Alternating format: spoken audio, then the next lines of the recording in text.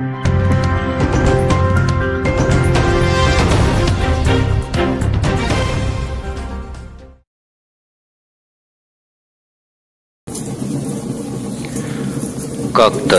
সেলিনা হোসেন।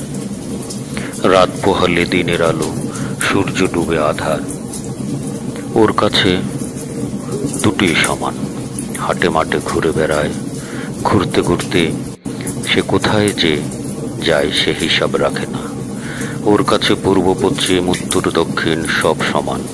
মনে করে যেদিকে চোখ যায় সেদিকেই ওর জন্য রাস্তা খোলা। পথ ওকে ডাকে, আয়। ও হেসে বলে, এই তো এসেছি, দেখো আমাকে। পথ ওকে দেখে, মাঠ ঘাট ওকে দেখে। ও মনের আনন্দে দুপায়ে পথের ধুলো মাখে। কিসে যে ওর আনন্দ, কিসে কান্না, কেউ বুঝতে পারে না। ও বোঝে অনেক। সবার মাথার উপর দিয়ে ওর দৃষ্টি ছুটে যায়। ও তাকিয়ে বলে, দেখো আমাকে। সবাই ওকে দেখে। ওকে দেখা কারো ফুরোয় না। ও এমনই। এই দিন যাপনে ওর কোনো কষ্ট নেই। ঘুমাবার জায়গা নেই তো কি হয়েছে? দোকানের বারান্দা আছে, গাছের তলা আছে, হাটের চালা আছে, ঘাটে বাঁধা নৌকা আছে। নৌকার ছাইয়ের ভেতর দিব্যি ঘুমিয়ে থাকা যায়। আর সেসব কিছু না পেলে গেরস্ত বাড়ির কাচারির বারান্দা আছে, আছে দরজাবিহীন ঢেকি ঘর। টুক করে ঢুকে পড়ে গুটিসুটি শুয়ে থাকা যায়। গেরস্তের উঠানে খড়ের গাধা আছে। খড় বিছিয়ে শুয়ে পড়লে কেউ দেখতে পায় না। অনেক রাতে ঘুম ভাঙলে মাথার উপরে তারা ভরা আকাশটা দেখতে পায়। পাশ দিয়ে শোয়ার সময় টের পায় নেড়ি কুকুরটা খড়ের ওমে গা ডুবিয়ে ওর পাশে শুয়ে আছে। ওকে নড়তে দেখলে আলতো করে গা চেটে দেয়। ভালোই লাগে ওর। ও আবার গভীর ঘুমে তলিয়ে যায়। এমনই রাত কাটে ওর। রাত নিয়ে ওর কোনো ঝামেলা নেই। সকালবেলায় ভাত নেই তো কি হয়েছে? ফল পাকুড় আছে, নদীর পানি আছে, নলক বোয়ার মুড়ি ভাজা আছে। চায়ের দোকানে কাজ করে দিলে চা বিস্কিট জোটে। ওটুকু খেয়ে রাত কাবাব করে দিতে পারে। তাছাড়া কখনো সখনো গেরস্ত বাড়িতে ছোটখাটো কাজের ডাক পড়ে। তখন অরহর ডালের সঙ্গে ভাত জোটে। নইলে কেউ নুন পান্তা দেয়। কারো বাড়িতে চালের আটার রুটির সঙ্গে একটুখানি ঝোল পাওয়া যায়। বিয়ে বাড়ি হলে ভাত মাংস পায় পেট পুরে। ওর দিন চলে যায়। এসব নিয়ে ওর কোনো মন খারাপ নেই। ও ভয় পায় না। ভয় ওকে কাবু করে না। আসলে ভয় কি তাও জানি না। ও ছোটবেলায় ভূতের গল্প শুনিনি। কেউ ওকে জুজুর ভয় দেখায়নি। ও তো নিজের নিয়মে বড় হয়েছে। যে ছেলে নিজের নিয়মে বড় হয়, ভয়ের সঙ্গে তার দেখা হয় না। ভয় আড়ালেই থেকে যায়। তাই ছেলেটি চারদিকে খোলা চোখে তাকাতে পারে। কোনো ভয়ে ওকে চোখ বুজে ফেলতে হয় না। ভীষণ সাহস ওর। কেউ যদি জিজ্ঞেস করে, কোথায় যাচ্ছিস বোধা? সোনার ঘরে। সেটা কি? ও হাত উল্টে পা বাড়ায়। ওই প্রশ্নের জবাব ও কাউকে দেয় না। যার ঘর নেই তার চারদিকে তো সোনার ঘরেই থাকে। এটা কি বলে দিতে হবে? মাঝে মাঝে লোকজন এমন বোকার মতো প্রশ্ন করে, দেখে ওর হাসি পায়। হাসতে হাসতে নিজেকে বলে, মানুষের বোকামির সীমা নেই। ও তাইরে নাইরে করতে করতে পথে হাঁটে, গান গায়, গানে বুক উজাড় করে দেয়। গান ওর ভীষণ প্রিয়। আখড়ার গান শুনে ও গান শেখে। একবার শুনলেই গাইতে পারে। ওর মনে হয় যার ভেতরে গান থাকে সে অনেক কিছু করতে পারে। সে একটা ভালো মানুষ হয়। এসব ভাবতে ভাবতে ওর পথের ধারে বসে পড়ে। ওর পায়ের কাছে মরা শামুকের খোল পড়ে থাকে। ও বুড়ো আঙ্গুলের মাথায় সেটা তুলে নিয়ে নাচতে থাকে। নাচতে নাচতে ও ঘাসের উপর শুয়ে পড়ে। ওর পা উঠে থাকে আকাশের দিকে। ও হাত দিয়ে রোদ আড়াল করে, ভাবে এমন মজার খেলা বুঝি আর হয় না। ও হাতের ভাগ দিয়ে দেখতে পায় শামুকের খোলটা। ওর বুড়ো আঙ্গুলে টুপির মতো লাগছে, লোহার টুপি। বুড়ো আঙ্গুলটা যদি একটা মানুষ হয়, তাহলে খোলটা মানুষের মাথায় একটি অন্যরকম টুপি। মানুষটা বুঝি যুদ্ধ করার জন্য তৈরি হয়েছে। ছেলেটা এমন ভাবনায় নিজের চারপাশ ভাবিয়ে তোলে। ওর দিন এভাবে চলে। কারো খেতে কামলা খাটে, কারো গরু চড়ায়, কারো মোট বয়। জেলে নৌকায় মাছ ধরে, মুদির দোকানে বসে কেনা বেচা করে, চায়ের দোকানে চা বানায়, খদ্দরের সামনে চায়ের কাপ দিয়ে যায়, ধান খেতে নিড়ানি দেয়, আরো কত কি। ওর কাজের শেষ নাই। গায়ের লোকে বলে ও পাগল হয়নি, শক্ত হয়ে গেছে। জমে শক্ত হওয়া যাকে বলে। চোখের সামনে বাবা মা চার ভাই বোনকে মরে যেতে দেখলে কেউ কি নরম থাকে, নাকি থাকতে পারে? তার জীবনটা তো আর স্বাভাবিক নিয়মে চলে না, চলার উপায় থাকে না। কলজে খুবলে যায় শকুন, ও দুঃখকে হিংস্র শকুন এইভাবে।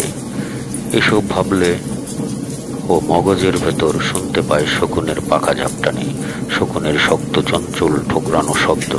ওর সামনে জেগে উঠে একটি ভয়াবহ কুটিল রাত। কি রকম ঘুটঘুটে অন্ধকার ছিল সে রাতে। নিস্তব্ধ গ্রাম, মাঝে মাঝে ভেসে আসে কুকুরের কান্না। মনে হয় কেউ যেন সেই শব্দ দিয়ে বিনুনি গাচ্ছে। সেই শব্দের বিনুনি পেঁচিয়ে রাখে বুকের চারপাশ। হঠাৎ করে কোনো বাড়িতে কান্নার রোল উঠলে ওর মনে হয় আকাশ ফুটো হয়ে একটা কঠিন বজ্রপাত ঘটে যাচ্ছে। একের পর এক ঘরের ভেতরে ওর বাবার শরীর মোচড়াতে থাকে। মোচড়াতে স্থির হয়ে যায় চোখের মনি। ঘরে একটি মাত্র কুপি ফুরিয়ে আসছে তেল। ঘরে কেরোসিন নেই যে কুপিতে আর একটু তেল দেওয়া যায়, কিংবা কুপিতে তেল দিতে হবে পাশের ঘরের চাচির কাছে গিয়ে তেল চেয়ে আনতে হবে, এমন কিছু চিন্তাও করতে পারেনি। তখন তো এইসব ভাবনার সময় ছিল না। ও দেখতে পায় এক পাশে পড়ে আছে মা, তার বুকে ছোট তিনুর বয়স ১.৫ বছর। রোগা ফ্যাকাটির মতো শরীর, বোঝা যাচ্ছে না যে ও বেঁচে আছে কিনা। ও তিনুর গায়ে হাত দিয়ে শিহরে ওঠে। ঠান্ডা হয়ে গেছে শরীর, ওর বুকটা ধক করে ওঠে। তিনি ওর কোলে উঠতে খুব ভালোবাসত। ওকে দেখলেই দুহাত বাড়িয়ে আ শব্দ করত। ওকে বুকে নিয়ে উঠোনে নেমে যেত, ঘুমপাড়ানির গান গাইত। ওর কাঁধে মাথা রেখে ঘুমিয়ে যেত তিনু। এখনো ও কি করবে? তিনুর জন্য কি একটা গান গাইবে? গান শুনে কি জেগে উঠবে তিনু? ওর কোলে ওঠার জন্য হাত বাড়িয়ে দেবে? ছেলেটির বুক খালি হয়ে যায়।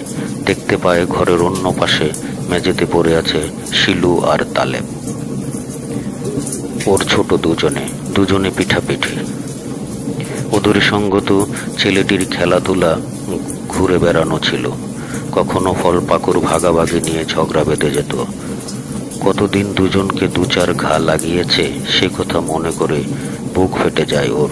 পরক্ষণে কিছু বুঝে ওঠার আগেই ও দেখতে পায় ছোট বোন দুটো একে অপরকে জড়িয়ে ধরেছে। তারপর শেষ। রাত পোহানোর আগে বিনুও চলে যায়। মাত্র কয়েক ঘন্টা, অথচ ওর জীবনের আকাশ পাতাল উথাল করা সময়। বিনু ওর পিঠাপিঠি বোন, কত স্মৃতি ওর সঙ্গে, কত কিছু ও ভুলবে কি করে। সেই বিনু আর নেই। বিনুটার চোখ বুজে গেছে, আর কখনো ওই চোখ জোড়া খুলবে না। অপূর্ব ছিল বিনুর চোখ, যেন পুরো একটা বিল ঢুকে আছে ওর চোখে। বিনু হাসলে মনে হতো বিলের জলে ঢেউ বয়ে যাচ্ছে। ওর সামনে পুরো বাড়িটা স্তব্ধ হয়ে গেছে। এক সময় রাত পোহায়। সকাল হতে ও ঠান্ডা নিষ্প্রাণ শরীরগুলো হাত দিয়ে দেখে সব জমে শক্ত হয়ে গেছে। ও বোঝে যায়, জমে শক্ত হয়ে যাওয়া মানে মৃত্যু। ও কাঁদতে পারে না, নিজেকে আছড়াতে পারে না, অনুভব করতে থাকে ওর পায়ের নিচ থেকে শক্ত হয়ে যেতে শুরু করেছে। সে বোধ ক্রমশ উপরের দিকে উঠতে থাকে, প্রথমে পায়ের পাতা, তারপর হাঁটু, উরু, কোমর, পেট, বুক, পিঠ, গলা, নাক, চোখ, কপাল এবং চুল শক্ত হয়ে গেছে। ও পাথরের চোখ মেলে মৃত্যু দেখে। সেবার কলেরা মহামারীতে উজাড় হয়ে যায় গায়ের অর্ধেক লোক। মাঝে মাঝে নিজের দিকে তাকিয়ে নিজেকেই প্রশ্ন করে কিভাবে বেঁচে গেলাম। সেই মৃত্যু এবং অন্ধকার রাতের কথা মনে করলে ওর আর কোনো ভয় থাকে না। বুঝতে পারে না গায়ের লোক ওকে পাগল বলে কেন, আসলে ও তো একটি সাহসী বালক হয়েছে।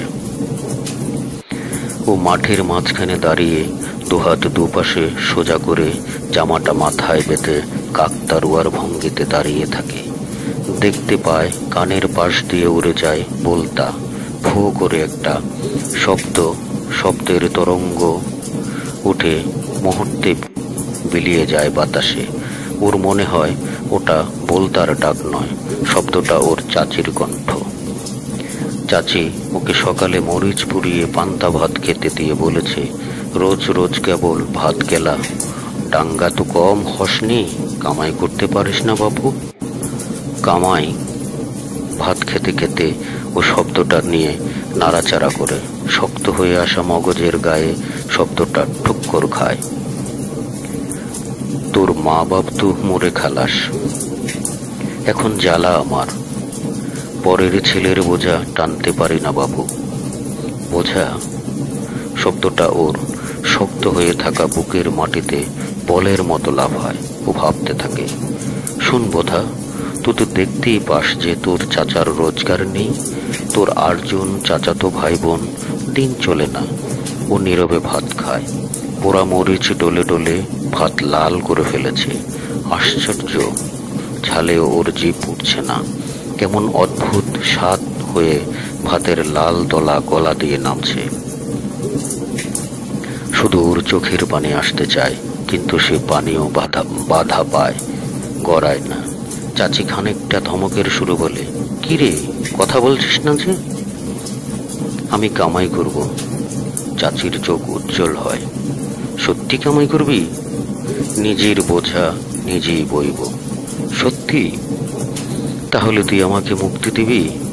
হ্যাঁ সত্যি। মুক্তি শব্দটি শুনে হোঁচট খায়। গলায় ভাত আটকে গেলে ও জোরে জোরে কাশতে থাকে। চাচি ওকে পানির গ্লাস এগিয়ে দেয়। পানি খা বাবু। এত অল্প কেন যে তোর চোখ লাল হয়ে যায়? ছোটবেলায় তুই খুব লক্ষ্মী ছেলে ছিলি, একদম মায়ের নেওটা। এক রাতে মানুষগুলো মরে যাওয়ার পর তুই যে কেমন হয়ে গেলি, কিছু হলেই তোর চোখ লাল হয়ে যায়। সত্যি আমার চোখ লাল হয়ে যায়? হ্যাঁ রে, সত্যি, একটু মিছে বলছি না। আমি ভাবছিলাম আমার চোখটা পাথর হয়ে গেছে, কিছু দেখতে পাই না চাচি। না রে না, সে যে কেমন লাল আমি তোকে বোঝাতে পারবো না। তখন তোকে দেখলেই আমার সালাম করতে ইচ্ছা করে, মনে হয় তুই আমার মুরব্বি, হয় আমার বাবা, না হয় চাচা। কেন যে আমাকে লজ্জা দেন চাচি? তোকে লজ্জা দিতে চাই না রে, আমার কি সাধ্যে যে। ওর চাচি কথা শেষ করতে পারে না, আঁচল চোখ মুছে তারপর রান্নাঘরের দরজায় বসে গুনগুনিয়ে কাঁদে। চাচির কান্না ছেলেটি শুনতে পায় না, সেদিকে ওর খেয়াল নেই। চাচির কথা শুনে ছেলেটি ভীষণ খুশি হয়, মনে হয় নিজেই সেই বলতাটার মতো শব্দ করতে করতে উড়ে যাচ্ছে। বাসনের বাকি ভাতটুকু ধীরে সুস্থে শেষ করে বুঝে যায় ওর কোনো ভয় নেই। ও কতবার এমন করে নিজেকে আবিষ্কার করবে, কতবার নিজের দিকে তাকিয়ে বুঝতে পারবে যে ওর ভয় নেই। আজ ওর ভারী আনন্দের দিন। লাল চোখের কথা ভাবতে ভাবতে ও একদিন বাড়ি থেকে বেরিয়ে আসে। ও আর কখনো ওই বাড়িতে থাকার জন্য ফিরে যায়নি। গিয়েছে চাচির সঙ্গে দেখা করতে, কখনো ছোট ভাই বোনগুলোকে ফল পাকুড়ের ভাগ দিতে গিয়েছে। বারান্দায় বসে দুদণ্ড গাল গল্প করেছে। চাচি আঁচল দিয়ে ওর মুখের ঘাম মুছিয়ে দিয়েছে, বোনেরা পানি দিয়েছে, গুড়মুড়ি দিয়েছে। ও কখনো খেয়েছে, কখনো খায়নি। শুধু ওর মনে হয়েছে ও গেলেই কুন্তির চোখ ছলছল করত। ও একটি কথাও বলতো না, চুপচাপ বসে থাকতো, অপলক তাকিয়ে থাকতো। ওই বাড়িতে গেলেই ওর বুক ভার হয়ে যেত। ও ওর শক্ত হয়ে যাওয়া বুকের বোঝা আর বাড়াতে চাইতো না। যেদিন ও চাচির থেকে একবারের জন্য বেরিয়ে এলো, সেদিন ভেবেছিল সম্পর্কে ভেঙে দেওয়ার মানে কি মুক্তি? সম্পর্ক কি ভাঙা যায়?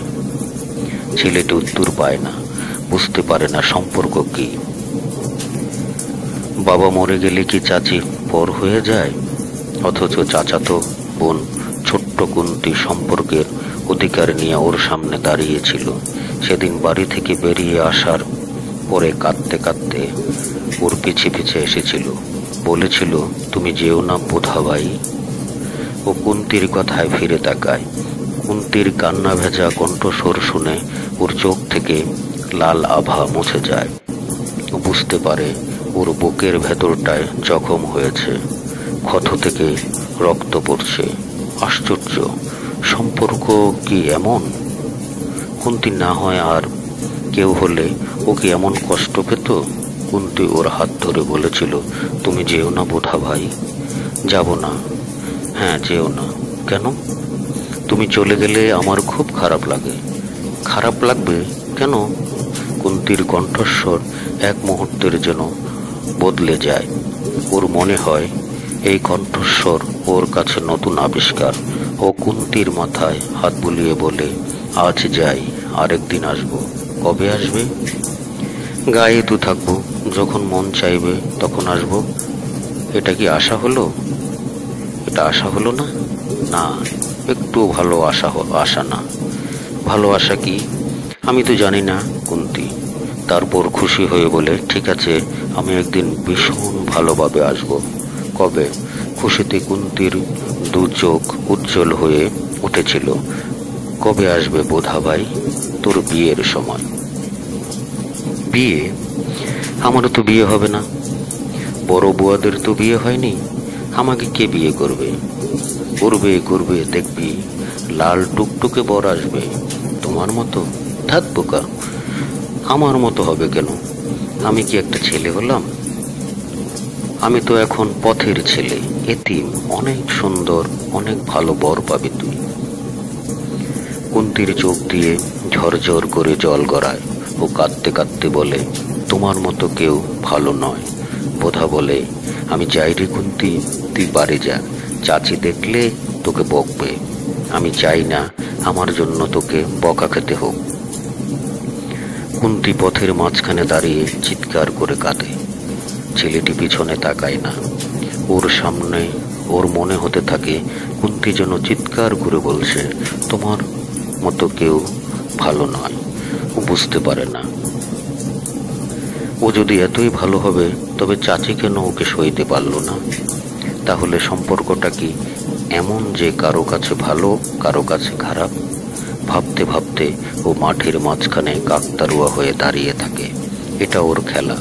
এমন ভঙ্গিতে দাঁড়িয়ে থেকেই ও মানুষের আদর পেতে চায়।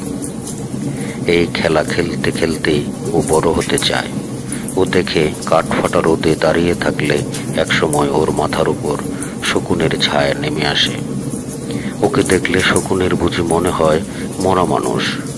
তাল গাছের উপর থেকে সাই করে উড়ে আসে। আসলে কাকতারুয়ার ভেতরও ও গায়ের বেশিরভাগ মানুষকে দেখতে পায়। ওরা এমনই কাকতারুয়া, ছন্ন ছাড়া। পথে ঘাটে, হাট বাজারে বাড়ি নেই, পেট ভরা ভাত নেই। শুধু গায়ের কয়েকজন মানুষ শকুনের মতো।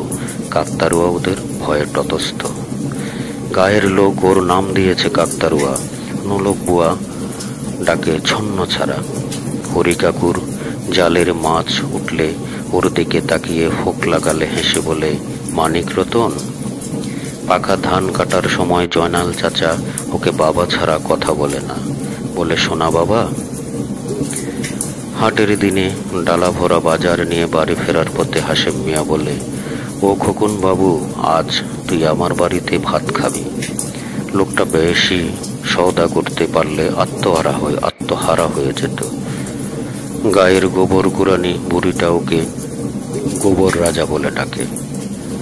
অনেকদিন ও বুড়িকে গোবর কুড়িয়ে দিয়েছে। ওর তো অনেক নাম। এত ভীষণ খুশি। ওর মনে হয় ভালোই হতো, যার যা খুশি সেই নামে আমাকে ডাকুক। একজনের অনেক রকম নাম থাকলে সেসব নামের ভেতর দিয়ে অনেক রকম মানুষ হতে পারে। ও অনেক রকম মানুষ হতে চায়। কেন? যেমন কুন্তির ভাবনায় ভালো মানুষ, নোলক বুয়ার ভাবনার মতো সাহসী, চাচির কথার মতো লাল চোখের মানুষ, ভরা মাছের জাল টেনে তুললে হরিকাকুর দু চোখে বিস্ময়ের লেখা হয় একটি শব্দ, শক্তিশালী। আর কি? বিশ্বাসী, হ্যাঁ। পরোপকারী, হ্যাঁ। সুহৃদয়, হ্যাঁ। বন্ধুসুলভ, হ্যাঁ। আর কি? সবকিছু। ও ভাবতে ভাবতে ছুটতে, মাঠ পেরিয়ে, ঘাট পেরিয়ে, নদী পেরিয়ে ছুটতে থাকে। ওর কল্পনায় ভেসে ওঠে তেপান্তরের মাঠ, পঙ্খিরাজ, ঘোড়া, 7 সমুদ্র, 13 নদী। এভাবে ওর দিন ভালোই কাটছে। চাচির প্রতি ও কৃতজ্ঞ হয়ে ওঠে। ভাবে চাচি ওকে মুক্তির কথা বলে স্বাধীন মানুষ হওয়ার স্বপ্ন দিয়েছে। কি মজা! স্বাধীন মানুষ। ও স্বাধীন মানুষ বলতে বলতে বাজারে এলে হবু দোকানদার ভুরু কুচকে জিজ্ঞেস করে, কি বলছিস রে বোধা? স্বাধীনতা? তোর বোকা। ছেলেটি ঘাড় বাগিয়ে বলে, স্বাধীনতা ভীষণ আনন্দের। স্বাধীনতা খুব দরকার। আমি তো এখন স্বাধীন মানুষ। দোকানদার নিজের কাজে মন দিতে দিতে বলে, ছেলেটার পাগলামি গেল না। একদিন ও কাকতারুয়া খেলার সময় দেখতে পায় গায়ে মিলিটারি এসেছে। ও আগেই শুনছে দেশে যুদ্ধ লেগেছে। মিলিটারি শহর গ্রাম জ্বালিয়ে পুড়িয়ে ছারখার করে দিচ্ছে। কিন্তু মিলিটারি কেমন, তেমন কোনো ধারণা ওর ছিল না। থাকবেই বা কি করে? এর আগে গায়ে তো কখনো মিলিটারি আসেনি। এসেছে পুলিশ দেখে ওর ভয় লাগেনি। উল্টো পুলিশ গায়ের রবি চোরকে ধরে নিয়ে যাওয়ার সময় ওরা অনেক ছেলে মেয়ে ওদের পিছে পিছে থানা পর্যন্ত গিয়েছিল। হল্লা করে যেতে সেবার ওর বেশ মজা লেগেছিল।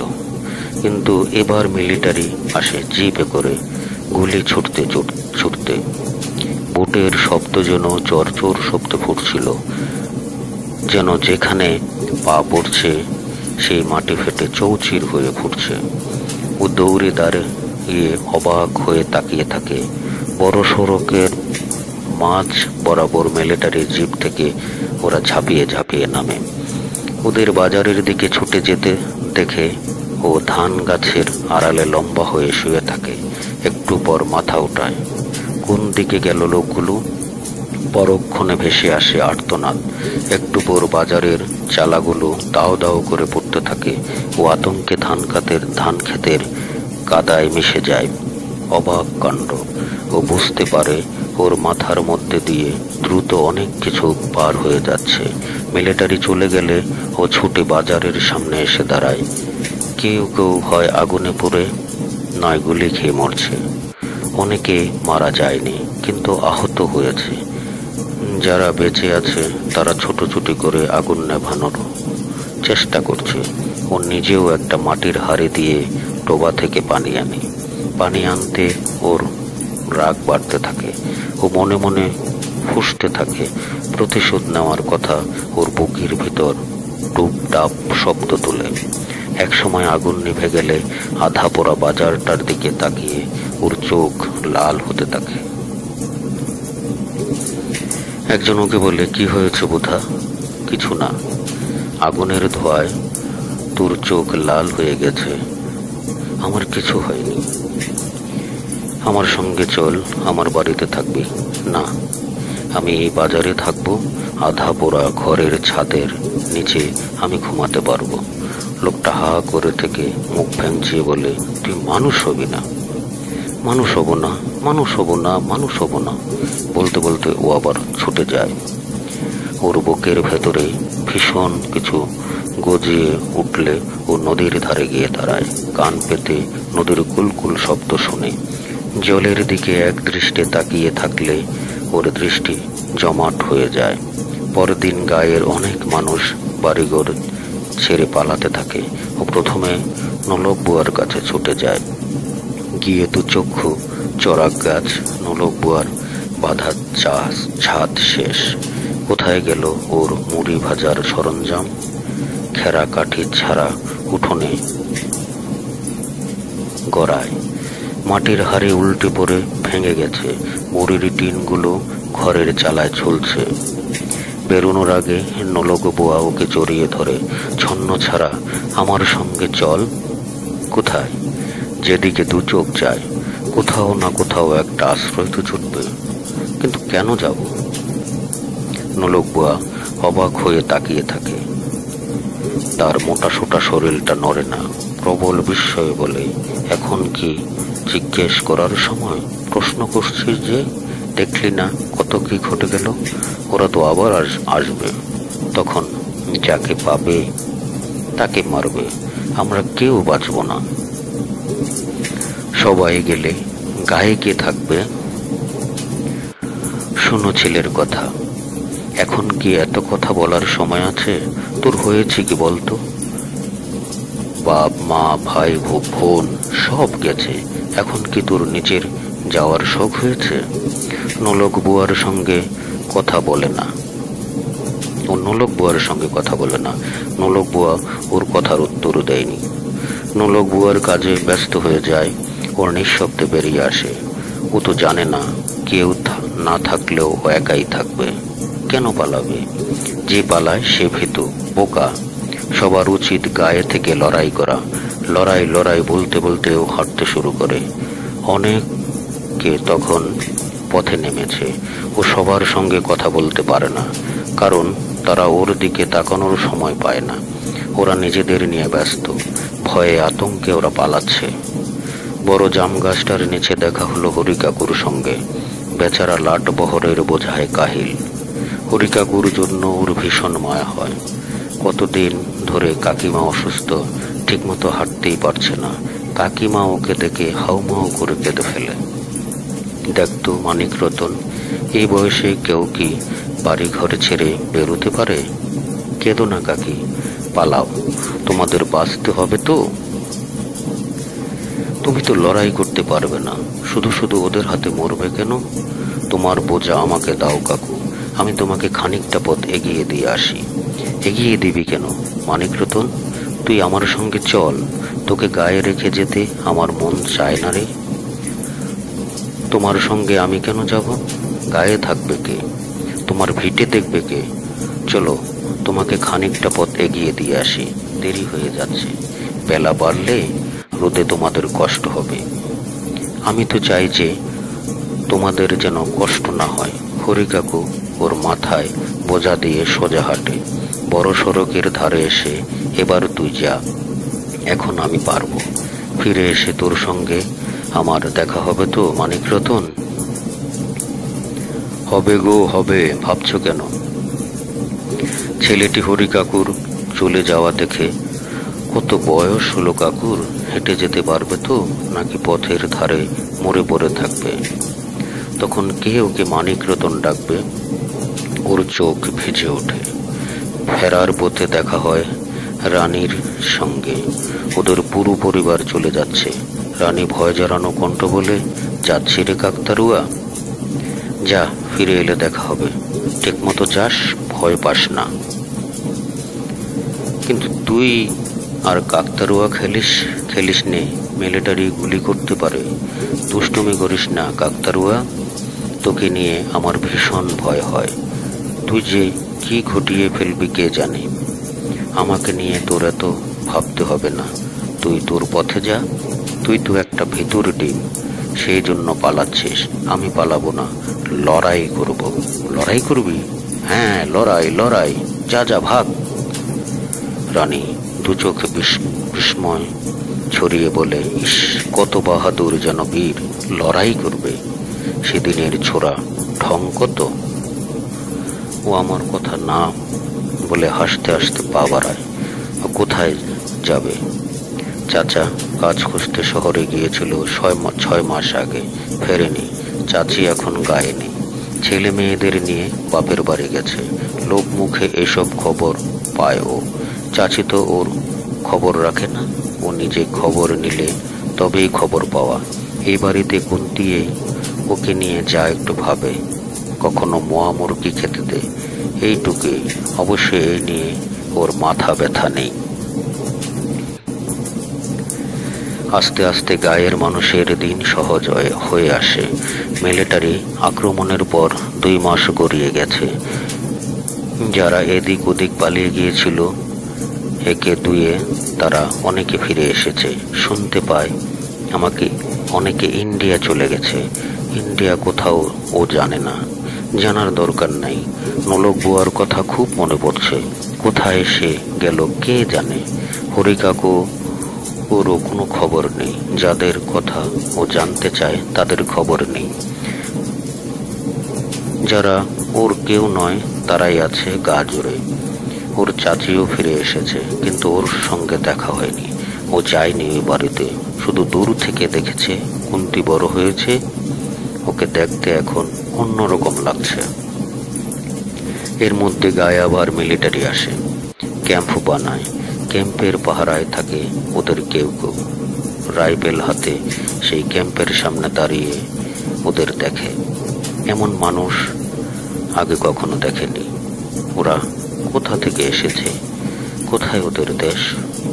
ওরা কি এদেশের মানুষ? ওরা যে ভাষায় কথা বলে, সেই ভাষা ও বুঝতে পারে না। গায়ের মানুষ কেউ ভালো করে বুঝতে পারে না। 2-1 ভাঙা ভাঙা ভাষায় এইসব বলে, যে ভাষা শুনতে আরো বিদঘুটে লাগে ওর। ওরা এদেশের মানুষ হলেও ওদের ভাষা বুঝতে পারবে না কেন? ও নিজেদের মতো করে ভাবতে পারে না। কেমন বিদঘুটে লাগে। বলতাটা কোথা থেকে উড়ে এসে ওর মাথায় বসে, ভো ভো শব্দ করে কানে ঢুকে, জন্য ফটফট শব্দে ফেটে যাচ্ছে বাঁশ। বাজারটা পুড়ছে। সেদিনের দৃশ্যটা ওর চোখের সামনে ফর্সা হয়ে যায়। সেদিনের পর একদিনও সেই দৃশ্য ও নিজের মগজে খোলসা হতে দেখেনি। আজ ক্যাম্পের সামনে একজন সৈনিক দাঁড়িয়ে থাকতে দেখে ওর মাথায় দৃশ্যটা নতুন করে ফিরে আসে। গুলি। মুখ থুবড়ে পড়ে গেল সালাম চাচা। গুলি পড়ে গেল রবিদা। গুলি পড়ে যায় একসঙ্গে অনেকে। ধান গাছের আড়ালে উবুর হয়ে বসে থাকতে পারে না ও। ওর শরীর কাঁপে থরথর করে। হাজার হাজার বলতা ওর কানের চারপাশে উঠতে থাকে। ও পড়ে যায়। ওর শরীর কাদায় মাখামাখি হয়ে যায়। ও আবার উঠে বসে। দেখে পড়ে যায় মফিজ, শফি, মতি, আজহার ভাই, মদন কাকু, শরীফ চাচা, আরো অনেকে। কারো নাম বলেনি, প্রত্যেকের নাম মনে আছে। চেহারা গেঁথে আছে বুকের ভিতর। একটা কিয়ামত ঘটিয়ে মিলিটারি চলে গেলে সেদিন বিকালে গায়ের আর সবার সঙ্গে লাশ দাপন করেছে ও। বাঁশ ঝাড় থেকে বাঁশ কেটে এনেছে, বড়ই পাতা দিয়ে পানি সিদ্ধ করেছে, জানাজা পড়েছে। শুধু এই রকম কাফনের কাপড় ছাড়া কবর হতে দেখেছে। আর অনেক মানুষের একসঙ্গে একটা কবর হতে দেখেছে। ও বারবার বলতে ইচ্ছে করেছিল যে এমন করে কবর দিও না, সবাইকে আলাদা করে কবর দাও, কিন্তু বলতে পারেনি।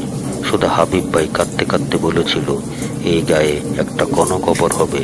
আমরা কি কোনোদিন ভাবতে পেরেছিলাম? ও নিজেও কাঁদতে কাঁদতে জিজ্ঞেস করেছিল, গণকবর কি হাবিব ভাই? এই যে সবাইকে একসঙ্গে গাদানো ভীষণ কষ্ট। ও শব্দটা নিজের ভেতর টেনে নেয়। তারপর বিড়বিড়িয়ে বলে, প্রতিশোধ। এমন হতে পারে এই অভিজ্ঞতা হয়েছে বলে ওর কষ্ট হচ্ছে। ওর ভেতরে বলতাটা তীক্ষ্ণ হয়ে ওঠে। ও পালকহীন সৈনিকদের দিকে তাকিয়ে থাকে, ভাবছে ভীষণ ভাবনায় ও গম্ভীর হয়ে যায়। ভাবে ওদের তো একদিন এই গা থেকে চলে যেতে হবে। ওরা যেভাবে এসেছিল সেভাবে একদিন ফিরে যাবে। ওদের যেতেই হবে। তবে ওদের কি জ্যান্ত ফিরে যেতে দেওয়া উচিত? একবার কলেরা মহামারী এই গায়ের মৃত্যুর উৎপাত ঘটিয়েছিল। এবার মৃত্যুর উৎপাত শুরু করেছে ভিন্ন রকমের মানুষ। কলেরা 7 দিনের মাথায় চলে গিয়েছিল। এরা কি যাবে নাকি তাড়াতে হবে? কলেরাও ছুঁতে পারেনি, কিন্তু মানুষগুলোকে ছুঁতে পারে। ওদের হাত, পা, মাথা, বুক, পিঠ সব ছোঁয়া যায়। কলেরা যখন এসেছিল তখন ও ছোট ছিল। এখনো বড় হয়েছে, গায়ে জোর আছে, সাহস আছে, বুদ্ধি আছে। তবে ছাড়বে কেন? ও বুঝতে পারে। ওর চোখ লাল হয়ে যায়। চোখ লাল হলে ওর ভিতরে একটা কিছু করার ইচ্ছা প্রতিজ্ঞা হয়ে যায়। ও বাজারে ফিরে আসে, ভাবে কোথাও পালাবে না। দরকার হলে এই পোড়া ঘরগুলোর নিচে খ্যাকশিয়ালের মতো গুটিয়ে গাটিয়ে থাকবে। ও ছাই কয়লা সরিয়ে ঘরের নিচে জায়গা করে নেয়। ঝাড়ু জোগাড় করে পরিষ্কার করে বেশ ছিমছাম হয়। নিজের ছেঁড়া কাঁথাটা ভাঁজ করে এক জায়গায় রেখে দে। মাদুর বিছিয়ে নে মেঝেতে। বেশ লাগে এই পোড়া ঘর। ও চিত হয়ে শুয়ে দুহাত দুদিকে মেলে দে। ভাবে ও এখন পোড়া ঘরের কাকতারুয়া। এভাবেই ও শীষ বাজায়। শীষ বাজাতে বাজাতে ওর ঘুম পায়। ও ঘুমিয়ে পড়ে। স্বপ্নে নিজের বুকের ভিতরে আনন্দের জোয়ার বয়ে যাওয়ার অনুভব করে। অনেক রাতে কখনো কখনো গুলির শব্দে ঘুম ভেঙে যায় ওর। ওরা কি কাউকে মেরে ফেললো? এত রাতে কাকে? কোন মায়ের বুক শূন্য হয়ে গেল? ও বিড়বিড় করে বলে, তোমরা যারা আমাদের ঘর পোড়ালে, বাজার পোড়ালে, মানুষ মারলে, গায়ে গণকবর বানালে, লোকজনকে বাড়ি ঘর ছাড়ালে, তোমরা কি এমনি এমনি চলে যাবে? একটা খুশিও কি তোমাদের পাওনা হয়নি? আমরা কি এতই দুর্বল? কলেরা আমাকে খেতে পারেনি। আমি তোমাদের জন্য বেঁচে আছি। আমার হাত দিয়েই তোমাদের একটা কিছু পাওনা হবে। ঠিক দেখো, একটা কিছু তোমাদের আমি দেবই। ও ছাদের ফুটো দিয়ে তারা ভরা আকাশের দিকে তাকায়। তবে কি বঙ্গবন্ধু এই মানুষগুলোর বিরুদ্ধে লড়ার কথা বলেছিলেন? হ্যাঁ, এরাই তারা। ও ঠিক বুঝে গেছে। কারো কাছে জিজ্ঞেস করে এই কথা আর জানতে হবে না। বঙ্গবন্ধুর 7 মার্চের ভাষণ ও কানু দয়ালের বাড়িতে বসে রেডিওতে শুনেছিল। সেই রক্ত গরম করা ভাষণ শুনে ও মধুকে বলেছিল, এখন থেকে তোরা আমাকে বঙ্গবন্ধু বলে ডাকবি। ইস, সব কত! বানরের আবার চাঁদে যাওয়ার স্বাদ। কি, আমি বানর? হ্যাঁ বানর, তুই 100 বার বানর। মধু হিহি করে হেসেছিল। সেই মধু আর নেই, আগুনে পুড়ে গেছে। ও চিনতেও পারেনি কোনটা মধুর লাশ। মধুর মা বাবা গায়ে আছে, এখনো পালায়নি। মধুর বড় ভাই মিঠু লুকিয়ে লুকিয়ে থাকে। জোয়ান ছেলেদের যে ওরা ধরে নিয়ে মারছে, এত কিছু ভেবে ওর ভীষণ কান্না পায়। 2 বছর আগে সেই শীতল মৃত্যুর রাতের কথা মনে পড়ে। সেই রাতে বাবা মারা যাওয়ার পর ও মা জীবিত ছিল। ওকে ডেকেছিল, বাবা বোধা, বাবা, বাবা রে। ও সেই কণ্ঠ কেমন শীতল, যেন মৃত্যুপুরীর হাওয়া বয়ে এসেছিল ওর কাছে। ও হুমড়ি খেয়ে পড়েছিল মায়ের উপরে। মা, মাগো, বাবা, তোকে আল্লাহর ভরসায় রেখে গেলাম বাবা রে, মাগো। না, আর কোনো কথা ছিল না। আর কেউ ওকে কিছু বলেনি। টুপ টুপ করে ঝরে গেছে কেবল। গাছ ঝাঁকানি দিলে যেমন বড়ই ঝরে পড়ে তেমন। ও পাগলের মতো চিৎকার করেছিল, ছুটে গিয়েছিল চাচার ঘরের দরজায়। বলতে চেয়েছিল, তোমরা দেখো এই ঘরের ভেতর কি হচ্ছে। বলা হয়নি। মৃত্যুপুরীর স্তব্ধ শীতলতায় নিশার বসেছিল। ভাবলে এখন আর বুক মোচড়ায় না। শরীরটা তত জমাট শক্ত হয়ে গেছে। হঠাৎ মনে হয় কে যেন ডাকছে, বঙ্গবন্ধু, বঙ্গবন্ধু। এই তো আমি এখানে। ও উঠে বসে, কোথাও কেউ নেই। ও নিজের বুকের কথাই শুনতে পাচ্ছে। ফুটো ছাদ দিয়ে বাতাস ভরে যাচ্ছে ভাঙা ঘর। ও বুক ভরে শ্বাস টেনে বসেই থাকে। কদিন ধরে ও খেয়াল করছে গায়ে কয়েকজন টাকাওয়ালা মানুষ, যারা গা থেকে পালায়নি। তারা মিলিটারির সঙ্গে বেশ যোগাযোগ করছে। ওদের ক্যাম্পে গরু, ছাগল, হাঁস, মুরগি, মাছ, ডিম, দুধ পাঠাচ্ছে। সৈনিকগুলো ভীষণ ফুর্তি, খায় দায়, ঘোরাফেরা করে। দরকার মতো একে ওকে ধরে নিয়ে যায়, ক্যাম্পের সামনে বেঁধে রাখে, নয়তো কোথায় যে গায়েব করে দেয়, ওর আর খোঁজ পাওয়া যায় না। ও পোড়া ঘরের নিচে বসে ছটফট করে। মিলিটারি তো বিদেশি মানুষ, ওরা এ গা চেনে না, ভাষা জানে না, ওদের আপন ভাবা যায় না। কিন্তু দেশের মানুষ কেন ওদের সঙ্গে মিশেছে? কেন বিদেশিদের মতো আচরণ করছে? গায়ের মানুষদের ধরে নিয়ে যাচ্ছে ক্যাম্পে, তারপর ওদের লাশ খেতে উড়ে আসে শকুন। বিদেশি মানুষ এবং নিজেদের মানুষ সবার উপর ওর ঘৃণা বাড়তে থাকে। ভোর হলে ও পোড়া ঘর থেকে বেরিয়ে আসে। দিনের বেলা ও নিজের বুকের কথা শুনতে পায় না, রাতেই ওকে তাড়ায় বেশি। ওর ভীষণ খিদে পেয়েছে, খাবে কি? ও বাজারের মাছ দিয়ে হাঁটতে থাকে। কেউ কেউ আবার নতুন করে দোকান ঘর তোলার চেষ্টা করছে। আলী করই গাছের নিচে বাঁশের বেঞ্চি বানিয়ে চা বিক্রি করতে শুরু করে। আলী ওকে বলেছে, ওই শত্রুদের না তাড়িয়ে আমি আর চায়ের দোকান বানাবো না। তুই যতদিন খুশি এই পোড়া ঘরে থাকবি। ওকে দেখেই আলী ডাক দে, বুধা ওইদিকে আয়। খিদে পেয়েছে আলী ভাই? নে চা বিস্কুট খা।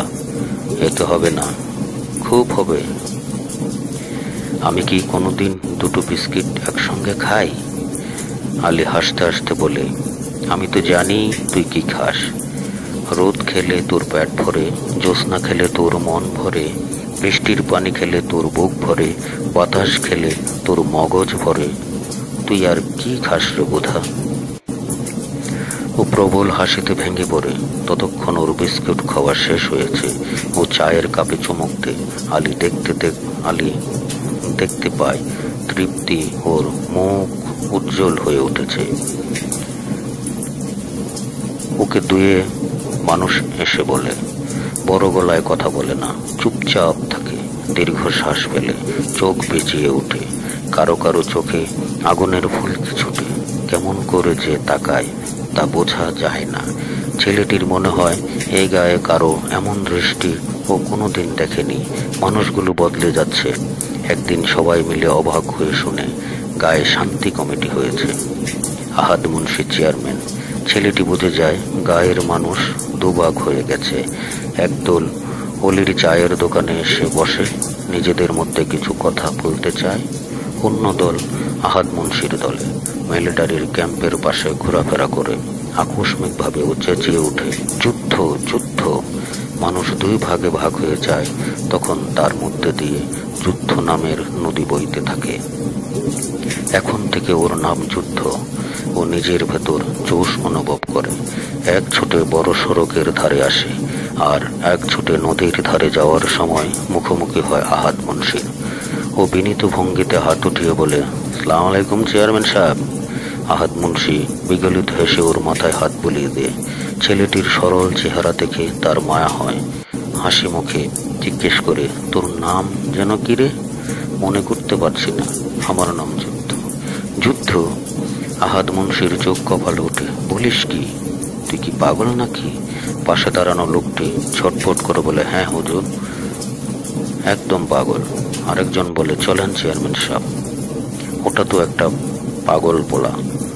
ওই যে কলেরায় ওর মা বাবা সব মরেছে না, এক রাতে সব শেষ। তারপর থেকে ওর মাথা ঠিক নাই। আরে আসিস আমার বাড়িতে, গরু চড়ানোর কাজ দেব, পেটে ভাতে থাকবি। কিন্তু একটা কথা চেয়ারম্যান সাহেব। কি? কিছু বলবি? টাকা দিতে পারবো না বাবু, আমার পকেটে এখন টাকা নেই। আমি আপনার কাছে টাকা চাই না, আমি যার তার কাছে হাত পাতি না। কি বললি? বললাম, আপনি তো শান্তি কমিটির চেয়ারম্যান, কিন্তু সারা দেশে যে অশান্তি, শান্তি কই? চুপ বেয়াদব। নাম রাখলেন বেয়াদব, ভালো। কেউ আমার নতুন নাম রাখলে আমি খুব খুশি হই। বেয়াদব বেয়াদব বলতে বলতে ও পথে নামে, তারপর হাহা করে হাসতে থাকে। ওর হাসির দূর আহাদ মুন্সির দোকান ভরে বাজে। ছেলেটি ভুরু কুচকে ওর চলে যাওয়ার দিকে তাকিয়ে থাকে, যাওয়ার কথা ভুলে যায়। চেয়ারম্যান সাহেব চলেন। যাব। আহাদ মুন্সি অন্যমনস্ক কণ্ঠ বলে, হ্যাঁ যাবেন তো। একটা বানরের কথায় আপনি এত কি ভাবছেন? ভাবছি না তো। তাহলে চল যাই। আহাদ মুন্সি হাঁটতে থাকে, কিন্তু বাকি পথটা সে আর কারো সঙ্গে কথা বলে না। বিকেলে চায়ের দোকানে বসে থাকার সময় ছেলেটির মনে হয় অলি আর মিঠুরকে একদম একরকম লাগছে। দুজনের চেহারায় অদ্ভুত ছায়া খেলছে। ও মনে মনে বলে, আশ্চর্য, আমি যেই কথা ভাবছি ওরা ঠিক সেই কথা ভাবছে। কেমন করে এমন ভেতরে ভেতরে এক হয় মানুষ? এক হওয়ার এখনই তো সময়। এক হাতে না পারলে এই বিদেশি সৈনিকগুলো ওদের মোড়ে ভূত বানিয়ে ফেলবে। গ্রামটা হয়ে যাবে একটা শ্মশান, যেখানে মানুষ থাকবে না, থাকবে মানুষের প্রেত। ভাবতে ভাবতে ও হিহি করে হাসে। হাসতে ওর খুবই মজা লাগে। মিঠু বলে, হাসছিস কেন বোধা? ভূত। অলি ও মিঠু একসঙ্গে বলে, ভূত কিরে? আমরা তো লড়াই না করে গ্রামটা একদিন ভূতের বাড়ি হবে। না, ভুল বললাম, ভূত না, গ্রামটা ভরে যাবে মানুষের প্রেতে। ওরা সংখ্যায় বেশি হবে না, কিন্তু ওদের বড় বড় পা, হাত, মাথা দিয়ে ওরা গ্রামটা ভরে ফেলবে। কি বলছিস বোধা? হি করে হাসেও, হাসতেই থাকে। অলি বলে, আবার হাসছিস কেন? আপনাদের দুজনকে এরকম দেখাচ্ছে? আপনারা কি দুজন না একজন? তুই তো বেশ ধেরে ছেলে রে। অলি ও মিঠু এবার হাসতে থাকে। আপনারা হাসেন কেন? আমরা তোকে বুঝতে পারছি রে। কেমন? তোকে ধরলে আমরা এখন তিনজন, এখানে তিনজন, কিন্তু আমরা তিনজন নই, একজন, ঠিক না?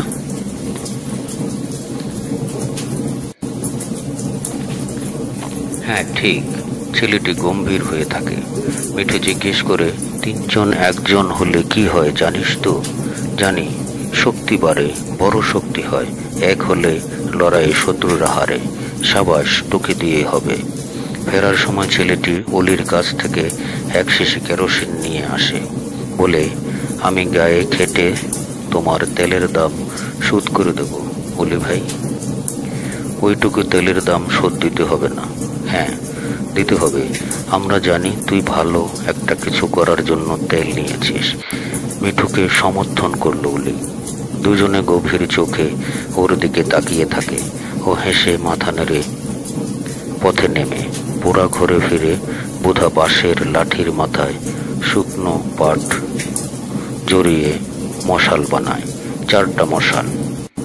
গভীর রাতে পথে নেমেও গাছগাছালি ঝোপঝাড়ের আড়ালে চুপি চুপি আহাদ মুন্সির বাড়ির দিকে এগোয়। গোয়াল ঘরের পেছনে কচুর ঝোপ আর কলা গাছের পেছনে বসে শিশুর কেরাসিন ঢুলে 4টা মশাল ভিজিয়ে এনে তারপর দেয়াশালাই ঠুকে আগুন জ্বালিয়ে বড় মশালটা ছুঁড়ে মারে 8চালা ঘরের উপর, একটা কাচারি ঘরের উপর, আরেকটা রান্নাঘরে, অনেকটা গোয়ালে দাউ দাউ করে জেলে উঠে ছনের চালা। মুহূর্তে আগুন ছড়িয়ে পড়ে। ঘুমন্ত মানুষগুলো জীবন নিয়ে বেরিয়ে আসতে ব্যস্ত। ঘর বাঁচানোর খেয়াল কারণে অল্পক্ষণের মধ্যে বসত বাড়ি পুরে সাপ। মশাল ছুঁড়ে আর অপেক্ষা করেনি। সবাই যখন ছোটোছুটি কান্নাকাটিতে ব্যস্ত, তখন ও ঝোপঝাড়ের আড়ালে লুকিয়ে পালাতে থাকে। অল্পক্ষণে ফিরে আসে পোড়া ঘরে। একটু পর পায়ের শব্দ শুনে ফিসফিসিয়ে বলে, কে ওখানে? জয় বাংলা। বুঝে যায় অলির কণ্ঠ। আবার ধ্বনি হয়, জয় বাংলা। এটা মিঠুর কণ্ঠ। জয় বাংলা বলে ও নিজেও বেরিয়ে আসে। ওরা দুজন ছড়িয়ে ধরে ওকে। অলি বড় এক বোতল কেরোসিন ওর দিকে এগিয়ে দে বলে, এই বোতলটা রাখ, দরকার মতো কাজে লাগাবি। এখন থেকে তোর নতুন নাম জয় বাংলা। তুই আমাদের শক্তি, আমাদের জয় বাংলা। জয় বাংলা বলে আমরা যুদ্ধে ঝাঁপিয়ে পড়ব। ছেলেটি হিহি করে হাসে। ওর বুকের ভেতর প্রাণের জোয়ার উথাল পাথাল বয়ে যায়। হাসছিস যে খুশিতে? ওহ মা গো, এমন খুশি আমার জীবনে আর আসেনি। বাবা মা ভাই বোন মরে যাওয়ার পরে আমি তো জানতামই না যে খুশি কি।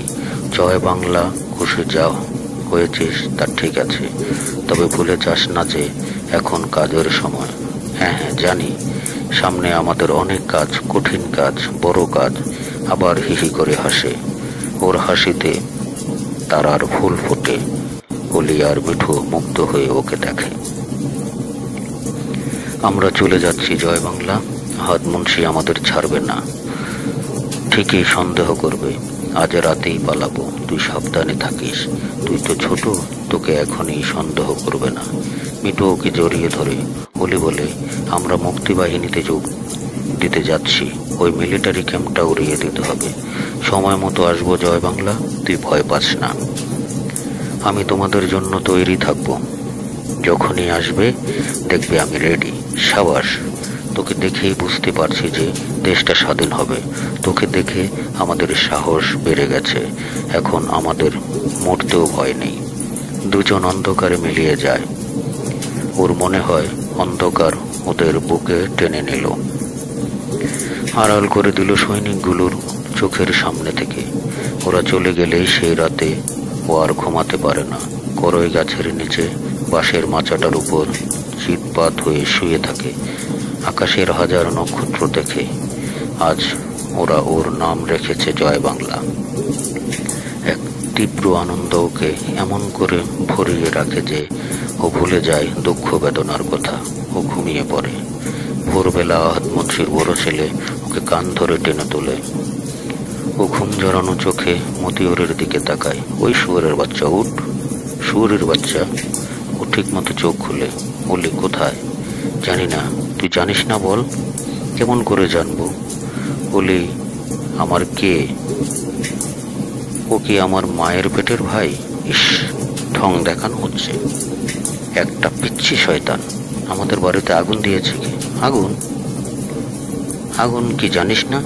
মতিউর রেগে মাকে ওকে থাপ্পড় দেওয়ার জন্য হাত উঠানোর সঙ্গে সঙ্গে ও দুপা পিছিয়ে গিয়ে আগুন আগুন বলে চিৎকার করতে করতে নদীর ঢালু বেয়ে নেমে যায়। অনেকখানি নেমে গিয়ে থমকে দাঁড়িয়ে পিছনে ফিরে তাকায়। দেখে মতিউর একইভাবে দাঁড়িয়ে আছে। ও ওর আচরণের হদিশ করে উঠতে পারে না। ছেলেটি উড়তে তাকিয়ে জিভ বের করে ভ্যাংচি কাটে। তারপর কাকতারু এসেছে দাঁড়িয়ে থাকে।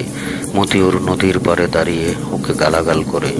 ওর সামনে খারাপ দিন আছে, তোর সামনে খারাপ দিন আছে বোধা। তোকে পেলে আমি চিবিয়ে খাবো। বান্দর একটা, মনে রাখিস। মতিউর হতভম্বতে লোক জড়ো হয়। একজন বলে, ওকে মাফ করে দেন। ওর কি মাথা ঠিক আছে? বাপ মা মরা। আরে রাখেন বাপ মা মরা। বাপ মা যেন আর কারো মরে না। মতিউর প্রচন্ড রাগে ফুঁসতে ফুঁসতে চলে যায়। বোধা নির্বাক দাঁড়িয়ে থাকে। ওর ঘাড় কত কড়া, মাথার উপর শুকনো পাতা ঝরে পড়ে। কেউ জানে না ও কখন ওর কাকতারুয়া ভঙ্গি থেকে সরে আসবে। পরের দিন গায়ে রাজাকার কমান্ডারের বাড়িতে আগুন লাগে। পুড়ে যায় সবগুলো ঘর। শুধু মানুষের জীবন বাঁচে, আর গরু ছাগল বাঁচানো যায়। কোথা থেকে কিভাবে আগুন লাগলো হদিশ করতে পারল না বাড়ির লোক। রাজাকার কমান্ডার কাজের মেয়েকে আচ্ছা করে পিটিয়ে বাড়ি থেকে বের করে দিল। তার ধারণা কাজের মেয়েটি রান্না করার পরে নিশ্চয়ই পাটখড়িগুলো চুলোর পাশে রেখে দিয়েছিল। সেখান থেকে আগুন লেগেছে। বাড়ির বাইরে জাম গাছের নিচে বসে মেয়েটি অনেকক্ষণ কাঁদল। বোধা মেয়েটিকে দুটো জিলাপি দিয়ে বলল, খা। মেয়েটি কাঁদতে কাঁদতে বলল, আমি পাটখড়ি চুলার পাশে রাখিনি বোধা, আমি জানি না কিভাবে আগুন লাগলো। বুধা ওর পাশে বসে। তারপর কোমর গুছে রাখা মলমের ছোট্ট কোটা ওর হাতে দিয়ে বলে, যেখানে যেখানে কেটেছে সেখানে লাগিয়ে দে। মলম? হ্যাঁ, তোর জন্য এনেছি। রাজাকার কমনটার যখন তোকে মারছিল তখনই বুঝেছি যে এই মলমটা তোর লাগবে। লাগিয়ে দে, জ্বালা পোড়া কমবে। আহারে, যুদ্ধের জন্য আমাদের কত কিছু সইতে হয়। যুদ্ধ? মেয়েটি অবাক হয়ে ওর দিকে তাকায়। যুদ্ধ কোথায়? আগুন লাগা কি যুদ্ধ? ধর, এরকম তাই। আমি এমনি বললাম, তোর নাম কি রে? ফুলকলি। ফুলকলি? চল আমার সঙ্গে। কোথায়? আতাপুর বাড়িতে। ওখানে গিয়ে একটু ঘুমিয়ে থাকবি। এখন গেলে ওরা আমাকে মারবে। মারবে না, এরা এখন ঘর দুয়ার নিয়ে ব্যস্ত। এদের মেজাজ ঠান্ডা হোক, তারপর আসবে। তোর তো কেউ নেই, কোথায় বা যাবি? আয়। বোধা ফুলকলির হাত ধরে টানে। দুজনে সবার চোখ এড়িয়ে পথে নামে। যেতে যেতে ছেলেটি বলে, তোর কি খুব কষ্ট হচ্ছে ফুলকলি? মলম লাগানোর পর জ্বালা কমেছে? যুদ্ধের সময় কত জ্বালা যে সইতে হয়। তুই বারবার যুদ্ধের কথা বলিস কেন? তুই কি যুদ্ধ করছিস? হ্যাঁ। কার সঙ্গে? শত্রুর সঙ্গে। শত্রু? তাহলে তুই কি আগুন? আগুন আগুন, আমাদের চারদিকে আগুন। আয়, দৌড়াই। বোধা ফুলকলির হাত ধরে হ্যাচকা টান দেয়। মেয়েটি হোঁচট খেতে খেতে সামলে নেয়। এরকম দম নেওয়ার জন্য দাঁড়িয়ে বলে, আমি সব বুঝতে পারছি বোধা, আমি তোর শত্রু নই। আমি তো জানি তুই আমার শত্রু নস। আমরা দুজনে এক। ওই বাড়িতে কিছু ঘটলে আমি তোকে জানিয়ে দেব ফুলকলি। এখন থেকে তোকে আমি জয় বাংলা ডাকবো। জয় বাংলা, জয় বাংলা, জয় বাংলা বলতে বলতে ফুলকলি আবার ছুটতে।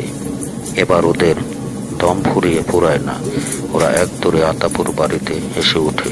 ফুলকলি ফিসফিসিয়ে বলে, এখন থেকে তোকে আমি যুদ্ধ ডাকবো বোধা। ডাকিস তবে একা পেলে, সবার সামনে ডাকিস না। আচ্ছা ফুলকলি। ওর দিকে কৃতজ্ঞতা দৃষ্টিতে তাকায়। বোধা চেঁচিয়ে ডাকে, ফুফু ফুফু, আমি এসেছি। খুব ভালো করেছিস। ওমা, ফুলকলি যে, তোদের বাড়িতে আগুন লেগেছে না? মালিক ওকে খুব মেরেছে ফুফু। তোমার হাড়িতে পান্তা আছে ফুফু? আমাদের খেতে দাও। সেদিন ভোরবেলা আতা ফুফুর রান্নাঘরে বসে পেট ভরে পান্তা ভাত খায় ও। কি আনন্দ! অনেক দিন পরে আতা ফুফুর উঠোনে ও কাকতারুয়া হয়ে দাঁড়িয়ে থাকে। বলতাটা কানের পাশ দিয়ে উড়ে গেলে মনে হয় বলতার ডাকের ভেতর থেকে অদ্ভুত শব্দ ভেসে আসছে। শব্দটা অন্যরকম, আগে শোনেনি। এটা কি যুদ্ধের শব্দ? রাইফেলের শব্দ ও চিনে গেছে। মেশিন গান কেমন তাও জানে। এসব মিলেছে যে শব্দ হয়, সেটাই বুঝি যুদ্ধের শব্দ। কাছ থেকে ও শব্দটি ওর শোনা হয়নি। ঠিক সে সময় রাজাকার কুদ্দুস ওর সামনে এসে দাঁড়ায়। তোর মনে কি খুব আনন্দ? কাকতারুয়া সেজেছিস কেন? ওহ, হি হি করে হাসে। হাসির তোরে ওর কাকতারুয়া ভঙ্গি আর ঠিক থাকে না। ওর শরীর ঝাঁকুনি ওঠে। হাঁটছিস কেন? তোর হয়েছে কি? কমান্ডারের বাড়ি পড়েছে, তাতে গায়ের মানুষ সবাই দুঃখ করছে, আর তুই হাসছিস? ঢং করে আবার কাকতারুয়া সাজা হয়েছে। হাসবো না কেন? তা কাকতারুয়াকেও মানুষের মতো লাগে যে। বানর একটা। ঠিকই, তোমার মতো। আমি তোমার মতো হয়েছি। কি আনন্দ! ধেই ধেই নৌকা চালাও, হেই হেই। কুদ্দুস কষে থাপ্পড় মারার জন্য হাত তোলার আগেই ও লাফ দিয়ে সরে যায়। হাতের কাছে পেলে তুলে একটা আছাড় মারবো। শয়তান! মিঠু কোথায় বল? নদীর তোলে খোঁজে দেখো। আমাকে জিজ্ঞেস করো কেন? আমি কি ওদের গার্জিয়ান? শুয়োরের বাচ্চা! মেশিন গান বল। আমার নাম মেশিন গান। হারামজাদা! কুদ্দুস ওকে তাড়া করে। ও লাফ দিয়ে ছুটে কচুরি পানা ভরা পুকুরে ঝাঁপিয়ে পড়ে। এক ডুবে ওপারে গিয়ে ওঠে। মাথার সঙ্গে লেগে থাকে কচুরি পানা। ওকে অন্যরকম দেখায়। ও মাথা থেকে কচুরি পানা সরায় না। ভাবে ফুলকলির সামনে থাকলে হেসে গড়িয়ে পড়ত, বলতো, তুই একটা ভাল্লুক। থলথলে চর্বির ভরা শরীর। ফুলকলির অনেক দুঃখ। দেশটা স্বাধীন হলে ফুলকলির আর দুঃখ থাকবে না। ওর ভিতরে দেশ স্বাধীন করার জোশ জেগে ওঠে। পরদিন অনেক রাত একজন মুক্তিযোদ্ধা আসে ওর কাছে, চুপি চুপি ডাকে, জয় বাংলা। ওর সাড়া নেই, ঘুমে নিশার। ঘুমের ভেতরে স্বাধীনতার স্বপ্ন ওকে এক আশ্চর্য দেশে নিয়ে যায়।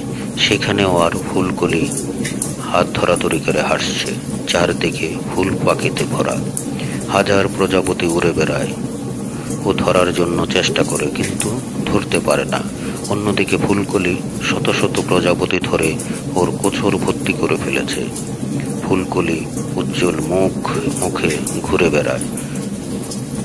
তারপর এক সময় ওর কাছে এসে বলে, বোধা, এসব প্রজাপতি তোর জন্য। তুই যে আমার জন্য একটা যুদ্ধ জিতেছিস। ও চেঁচিয়ে বলে, আমি জিতেছি? হ্যাঁ রে, জিতেছিস। দেখ চারদিকে কেমন বাজি ফুটছে, দেখ তোর মাথায় আমি প্রজাপতি ছড়িয়ে দিচ্ছি। ও দেখতে পায় পুরো শরীরে প্রজাপতি জামার মতো সেটে আছে। ও ভীষণ খুশি হয়ে একটি প্রজাপতি ধরে আকাশে উড়াতে থাকে। ফুলকলি হাততালি দেয়। তখন ওর ঘুম ভেঙে যায়, কে যেন ওকে ডাকছে, বঙ্গবন্ধু, এই মেশিন গান। ও ধর্মরিয়ে উঠে বসে। আশ্চর্য, ঘরে এত আলো কেন, রাত না দিন?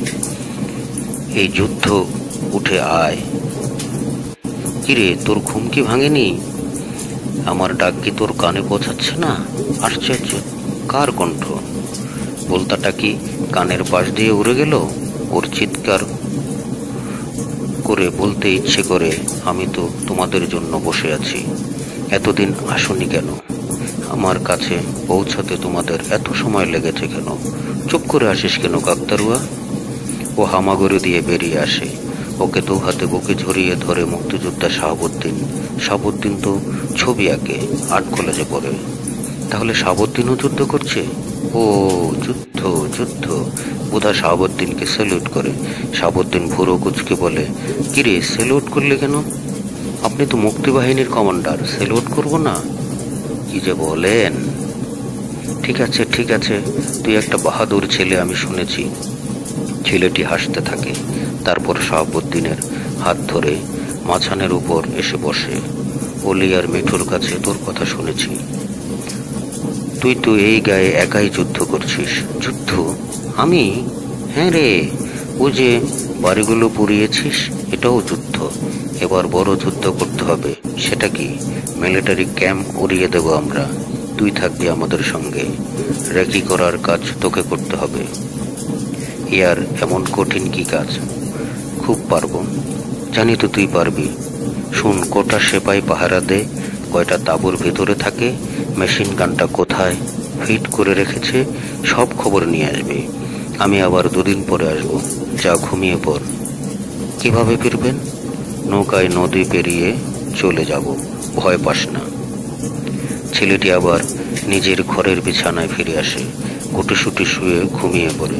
ঘুমানোর আগে ওর মনে হয়, ভয় কি সে তো কবেই ভুলে গেছে। নতুন করে আর ভয়ের কি আছে ওর জীবনে? এখন তো আর জীবনের চারদিকে তাক ঠুমাঠুম ঢোল বাজে। এই বাজনার নিচে ওর ভয় চাপা পড়ে গেছে। ওকে আর ভয়ের ভূত ধরতে পারবে না, বরং ও এখন ওর শৈশবের আনন্দের দিনগুলো খুঁজে পায়। যখন বাবা মা বেঁচে ছিল সেসব দিন। কতদিন বাবার সঙ্গে হাটে গিয়েছি, ইলিশ মাছ কিনেছি, মা রান্না করেছে। ইলিশের গন্ধ। ওর ভাই বোনেরা বসে থাকতো চুলুর পাশে।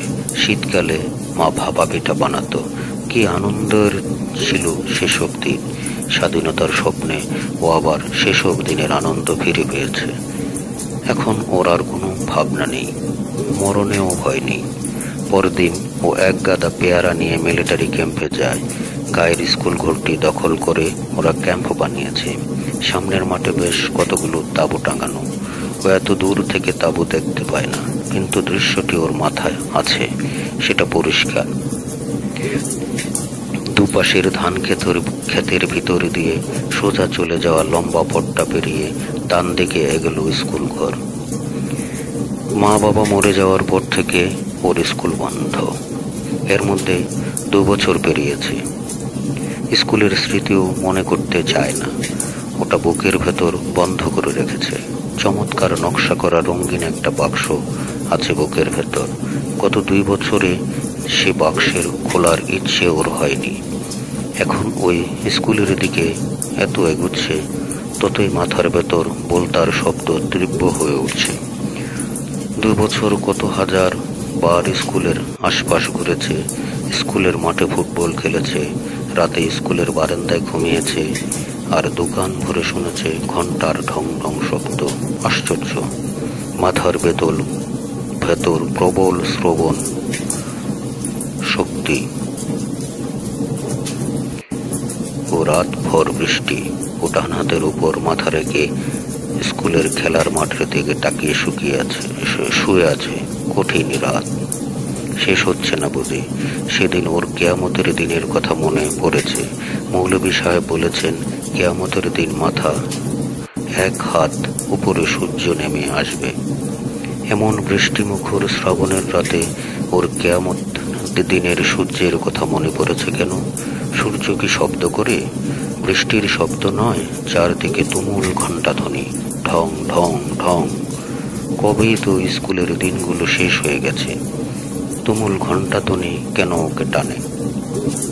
শ্রাবণ মাসের প্রবল বৃষ্টি ওর 2 চোখ বেয়ে গড়াতে থাকে, ও মুছে না। যুদ্ধ শুরু হওয়ার পর এই প্রথম স্কুলের দিকে যাচ্ছে। মাথার উপর খাকা দুপুর, চড়া রোদ। ও জানে না এই যুদ্ধের সময় আবার শ্রাবণ মাস এসেছে। বৃষ্টি নেই, চড়া রোদে ওর শরীর ঘামাতে থাকে। জামার পকেটে পেয়ারা, কোমরে গোজা পেয়ারা ডাসা।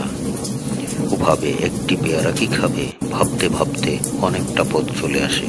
পেয়ারাগুলো তো হাতে বন্দুক দিয়ে লোহার টুপি মাথায় দাঁড়িয়ে থাকা লোকগুলোর জন্য নিয়েছে। ওদের সঙ্গে পেয়ারা খাওয়ার আড্ডা জমিয়ে তুলবে বলেই না এত ডাসা পেয়ারা সংগ্রহ করা। নদীর ধারে গাছগুলোর পেয়ারা খেয়েই তো ওর রাত কেটে যায়। ও বেশ গান গাইতে গাইতে এগোতে থাকে। এগোতে এগোতে চঞ্চল হয়ে ওঠে। আশ্চর্য! এত কাছ থেকে সৈনিকগুলোকে ওর দেখা হয়নি। ওদের চোখে চোখ পড়লে ওর দৃষ্টি কেঁপে ওঠে না। ও বুঝে যায় প্রাণহীন দৃষ্টি, ভয় পাওয়ার কিছু নেই। যে দৃষ্টিতে ভাষা থাকে না, সেই রকম দৃষ্টিহীন মানুষকে ওর মানুষই মনে হয় না। ক্যাম্পে পৌঁছে ও প্রথমে নিজে একটি পেয়ারায় কামড় দেয়, আরেকটি পেয়ারা এগিয়ে দেয় প্রথম সৈনিকটির দিকে। ইশারায় বলে, খাবে? লোকটি দাঁত কেলিয়ে হেসে পেয়ারাটা ছো মেরে নিয়ে এনে ওর হাত থেকে কামড় দিয়ে বলে, বহুত আচ্ছা মিঠা আর হে। ছেলেটি সবগুলো পেয়ারা বের করে মাটিতে ফেলে দেয়। আশপাশ থেকে আরো 2-4 জন সিপাই এগিয়ে আসে। 2 জন পেয়ারাগুলোর উপর হুমড়ি খেয়ে করে ভালোগুলো বাঁচতে থাকে। 3-4টে তুলে নিয়ে একজন জিজ্ঞেস করে, তুমকো নাম ক্যা? ও বিগলিত হেসে উত্তর দেয়, কাকতারুয়া। ক্যা বাত? কাক। বাকিটুকু আর উচ্চারণ করতে পারে না। হেসে গড়িয়ে পড়ে সবাই। একজন ওর পিঠে চাপড় দেয়। ও ওদের পাশে পা ছড়িয়ে বসে চারদিকে দেখতে থাকে। ক্যাম্পের প্রতিটি জায়গা ও ক্ষিপ্র দৃষ্টিতে পরিমাপ করে। লোকগুলো বেশ মনোযোগ দিয়ে পেয়ারা খাচ্ছে। রোদে গরমে ওদের গাল বেয়ে ঘাম গড়াচ্ছে। ওরা হাসি পায়, হাহা করে হাসতে থাকে। ঠিক সেই মুহূর্তে শান্তি কমিটির চেয়ারম্যান আহাদ মুন্সি ওর সামনে এসে দাঁড়ায়। জিজ্ঞেস করে, এই বেয়াদব হাসছিস কেন? লোহার টুপি কি মানুষের মগজ খায়? কি বললি? আহাদ মুন্সি পুরো কুচকে তাকায়। ও আবার একই কথা বলে। আহাদ মুন্সির চোখ লাল হয়ে ওঠে। সেদিনও তুই আমার সঙ্গে বেয়াদবি করেছিলি, আজও করলি। তোর নাম কি? কাকতারুয়া। কাকতারুয়া? ঠিক করে বল। কাকতারুয়া। বলতে বলতে ও হেসে গড়িয়ে পড়ে। তারপর সুর করে বলতে থাকে, লোহার টুপি মানুষ খায়, মানুষ খায়। আহাদ মুন্সি চেঁচিয়ে ওঠে, পাগল না ছাই, আচ্ছো বদমাশ একটা। এই, ওকে কাকতারুয়া বানিয়ে রাখ। আহাদ মুন্সির সঙ্গে 3 জন রাজাকার ছিল। ওরা খুব মজা পায়। শক্ত করে 2 হাত চেপে ধরে 2-4টে ঝাঁকুনি দিয়ে বলল, আর বদমাশি করবি তো জানে মেরে বলবো। ঘুঘু দেখেছো, কিন্তু ভাত দেখনি চাঁদ। ওরা ওকে কাকতারুয়া বানানোর উৎসবে মেতে ওঠে। হাত ধরে টেনে নিয়ে যেতে চায় মাঠের মাঝখানে। ও এক ঝটকায় হাত ছাড়িয়ে নিয়ে বলে, আমাকে ধরে নিয়ে যাচ্ছ কেন? আমি তো হেঁটে যেতে পারি। ভয় পেয়ে আমি পালাই না। ইস, বড় বড় কথা বলবে না। বাপ মা ভাই বোন সব তো খেয়েছে, খবরদার বাজে কথা বলবে না। ইস, নবাব নবাব হয়েছে, মারবো এক থাপ্পড়। মারো না, মেরেই ফেলো। লোকে জানুক যে আমি স্বাধীনতার যুদ্ধে শহীদ হয়েছি। কি বললি? যা বলছি তো দোকান দিয়ে শুনেছেই, আবার কি? তখন একজন ওর গালে ঠাস করে চড় মারে। ও রুখে দাঁড়িয়ে বলে, আমি শোধ নিতে জানি। আবার কথা? দুজনে ওর দু হাত চেপে ধরে, অন্যজন পা ধরে চ্যাং তোলা করে নেয়। ও বলে, তিনজন মিলে একজনকে মারছো, লজ্জা করে না? লজ্জা কিসের? মেরে ভূত করে ফেলবো, তখন বুঝবি। আজ ছেড়ে দিলাম, বাপ মা মরা ছেলে বলে রেহাই পেলি। ওরা ওকে মাঠের মাঝখানে এনে ধাম করে ফেলে দেয়। ও নড়ে চড়ে না, উঠে দাঁড়ায় না, চিত হয়ে শুয়েই থাকে, চোখ বোঝা। ওরা মাঠের মাঝখানে একটি বাঁশ পুঁতে বাঁশের সঙ্গে শরীরটা বাঁধে। আরেকটি বাঁশের উপর রাখে ওর ডান হাত, অন্যটি বাঁ হাত। ওর গায়ের জামাটা বেঁধে দে মাথায়। তারপর রান্নাঘর থেকে হাড়ির নিচের কালি এনে মুখে লাগায়। বুক পিঠু আঁকাবাঁকা রেখায় ভরিয়ে দে। তারপর হিহি করে হাসতে হাসতে তিনজন রাজাকার চলে গেল। ওর চোখ জ্বলে ওঠে। কাঠফাটা রোদের দারুণ গরমে সিপাহীগুলো দেখতে পায় ওর জ্বলে ওঠা চোখ, কিন্তু ওরা সেই চোখের ভাষা বুঝতে পারে না। ভাবে রোদে ছেলেটি খুব কষ্ট হচ্ছে। তাছাড়া একটু আগে ওর দেওয়া পেয়ারা খেয়ে ওদের খুব মায়াল হয়েছে। ওরা ওর নতুন ভঙ্গি দেখে। এভাবে কাউকে শাস্তি দেওয়া যায় এটা ওদের ধারণায় নেই। ওরা জানে গুলি করতে, জানে যে ব্যানুর দিয়ে খুঁচিয়ে মেরে ফেলতে। তাই শাস্তির এই নতুন ঢংটার ওরা মজা পায়। অনেকক্ষণ ধরে ওকে দেখে। পেয়ারা খাওয়ার কৃতজ্ঞতায় ওর শাস্তি মকুব করে দেওয়ার কথা ওদের মনে আসে না। ছেলেটির ভাষায় লোহার টুপি ওদের মগজ খেয়েছে। সন্ধ্যার সময় ওরা ছেলেটির বাঁধন খুলে দিয়ে বলে, ভাগ হইয়েছে। ও ভাগে না। ওর যেভাবে ভাগতে বলেছে তার মানে ঊর্ধ্বশ্বাসে দৌড় পেরিয়ে যেতে হবে ক্যাম্পের সামনের মাঠটি। সেটাও করতে পারবে না। মনে মনে প্রতিজ্ঞা করে এখানে ওকে আবার ফিরে আসতে হবে। ও শান্ত পায়ে হেঁটে মাঠটা পার হয়। হাঁটতে কষ্ট হয়, মাথা ঝিমঝিম করে, কিন্তু শরীরের কষ্টটা তেমন নয়। ভেতরে সুখের পুঁটি মাছ রূপালি ঝিলিক তুলে সাঁতরায়। কতদিন আগে জেলেদের নৌকায় মাছ ধরতে গেলে জল ভরা রূপালি পুঁটি দেখে ওর মন এমন আনন্দ হয়েছিল। কি আশ্চর্য! কোন কোন দৃশ্য কখনো মুছে যায় না। কোনো কোনো দৃশ্য অন্য আরেকটি ঘটনার রেশ ধরে হুবহু তেমন আনন্দ বা দুঃখ তৈরি করে। ও বুঝে যায় আজ রাতে ওর পোড়া ঘরে একটি মশাল তৈরি হবে। সেটি পুড়িয়ে দেবে আহাদ মুন্সির নতুন তোলা ছনের ঘর। পরদিন সকালে ওই তিন রাজাকার যখন ওকে খুঁজতে আসবে, দেখতে পায় প্রবল জলে ও কোকাচ্ছে। মা মা বলে জলেও কোকাচ্ছে বলে ও চিৎকার করছে, পানি খেতে চাইছে। খড়ের বিছানায় গড়াচ্ছে বলে খড়ের কুটো লেগে যাচ্ছে ওর গায়ে। ওকে ভয়ানক জীবের মতো লাগছে। কিংবদন্ত কি মা কার। ও পাশে কেউ নেই। নেড়ি কুকুরটা মাছানের নিচে চিত হয়ে শুয়ে আছে। চারদিকে শুনশান। ওদের ভয় করে। ওরা ওকে ডাকতে সাহস পায় না। ভাবে ওকে ডাকলে ওর ভূতটা ওদের কাঁধে লাফিয়ে চড়বে, মেরেও ফেলতে পারে ওদের। ওরা দ্রুত পায়ে পালিয়ে যায়। একজন বলে, ছেলেটি শুধু পাগল নয়, আজ ওকে একদম ভূতের মতো লাগছে। কালি মাখানো মুখটা দেখে আমার গা ছমছম করছিল। ঠিক বলেছিস, আমারও ভয় করছিল। তাছাড়া ছেলেটা কেমন করে যে কথা বলে, শুনলে গা হিম হয়ে যায়। আমার গায়ে কাঁপনি ওঠে। ওই ভুট্টার তো জ্বর, তাহলে চেয়ারম্যানের বাড়িতে আগুন দিল কে? আরেকজন রাজাকারের প্রশ্ন। ওর চেহারাটা ভয়ের চিহ্ন। তিনজনে ভয়ে কাবু হয়ে গেছে।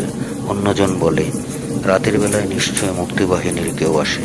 আমি এখন বুঝে গেছি, আমাদের আরো জোরদার ব্যবস্থা নিতে হবে। ঠিক বলেছিস, আমারও তাই মনে হচ্ছে। আমরা আরো সতর্ক না হলে মুক্তিবাহিনী আমাদের মেরে ফেলবে।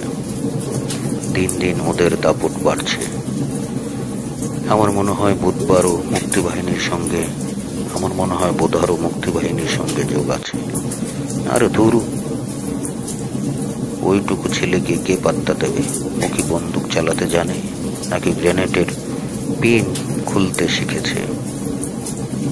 শুনলি না সেদিন কিভাবে শহীদ হওয়ার কথা বলল? বাপ মা নাই তো, এই জন্য মরণে ভয় নাই। পাগল। আমার মনে হয় না ছেলেটা অত পাগল। জ্বর হয়েছে, পাশে তো কেউ নাই। দেখিস আজ রাতে ওটা মরবে। জ্যান্ত থাকতেই তো অভূত হয়েছে। ঠিক বলেছিস। তিনজনে হাহা করে হাসতে হাসতে দ্রুত পায়ে হেঁটে চলে যায়।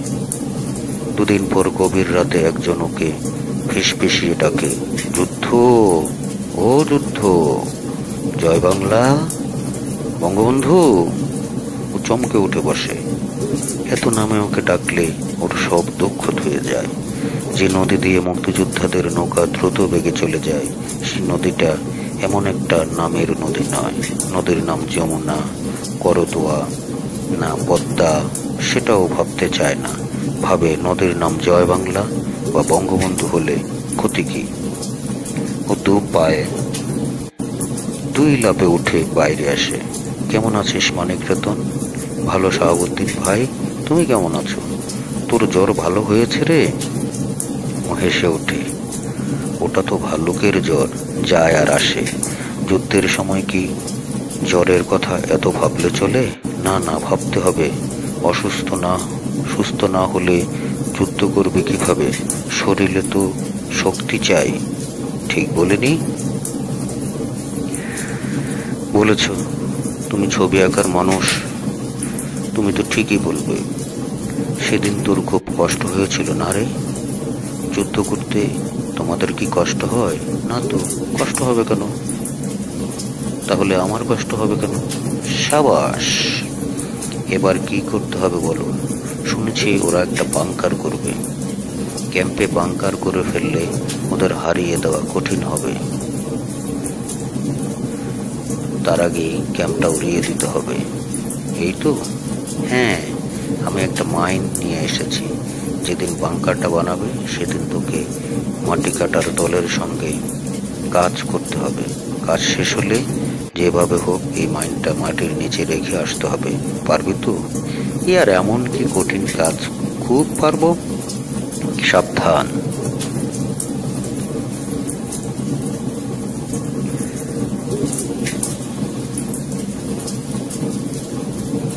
হিহি করে হেসে গড়িয়ে পড়েও। হাসছিস যে? হাসবো না তো কি? তোমার কথা শুনে তো হাসি পায়।